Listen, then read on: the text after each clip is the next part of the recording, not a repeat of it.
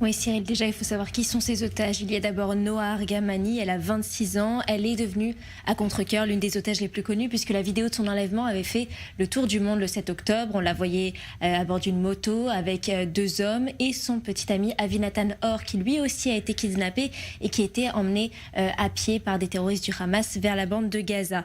Alors, il y a eu des informations selon lesquelles elle avait été enlevée par des civils gazaouis. Et comme tous les parents d'otages, sa mère fait tout pour la libérer. Et d'ailleurs, sa mère est atteinte d'un cancer en phase terminale et elle a dit que son souhait le plus cher, c'est de serrer sa fille une dernière fois dans ses bras avant de mourir.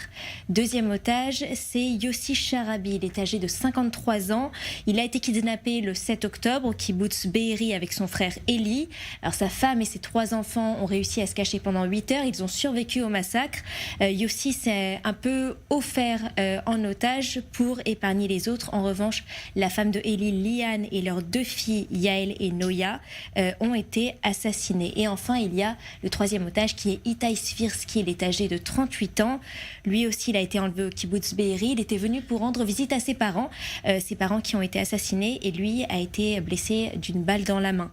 Donc cette vidéo, elle fait 37 secondes. Elle n'est pas datée et la plupart des médias ont choisi de ne pas la diffuser. Nous non plus, puisqu'elle représente la guerre psychologique du Hamas à l'état pur. D'ailleurs, le message à la fin qui est noté, c'est « Demain, nous vous informerons de leur sort ». Donc, demain, en parlant d'aujourd'hui. Donc le Hamas, on sait qu'il a utilisé à plusieurs fois la carte des otages pour faire pression sur Israël. Dans ses vidéos, il les montre vivants. À d'autres reprises, le Hamas affirme qu'ils ont été tués dans des frappes israéliennes. Et à d'autres reprises, le Hamas menace de les exécuter en réponse aux opérations d'Israël. Donc, depuis le 7 octobre, on sait que le Hamas, encore une fois, joue la carte des otages, mais les responsables israéliens refusent de répondre à ces messages. Chani, est-ce qu'on en sait un peu plus sur les négociations en cours pour tenter de les libérer ? Alors, on ne connaît pas vraiment la teneur des négociations, mais on sait qu'elles avancent. Et d'ailleurs, Joe Biden a dit que les négociations étaient en cours pour les faire libérer, avec notamment le Qatar et l'Égypte. Par contre, Abu Obeida, qui est le porte-parole de la branche militaire, lui a affirmé qu'il n'y aura pas de négociation avant la fin de l'attaque militaire israélienne et que l'axe de la résistance allait augmenter l'attaque contre l'ennemi israélien dans les prochains jours. Par contre, on sait que 40 otages devraient bientôt recevoir des médicaments dans les prochains jours. Donc, c'est des inhalateurs pour l'asthme, des médicaments pour le cœur et des médicaments contre la tension artérielle. Par contre, il y a eu un peu de retard concernant l'envoi de ces médicaments.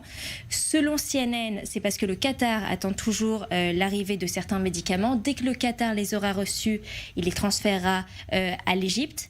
Et ensuite, de là, les médicaments seront transférés dans la bande de Gaza par le passage de Rafah. Par contre, c'est important à préciser, c'est que la Croix-Rouge ne participera pas au transfert des médicaments. Et enfin, Israël a accepté en échange l'introduction d'aide humanitaire, y compris des médicaments, dans la bande de Gaza.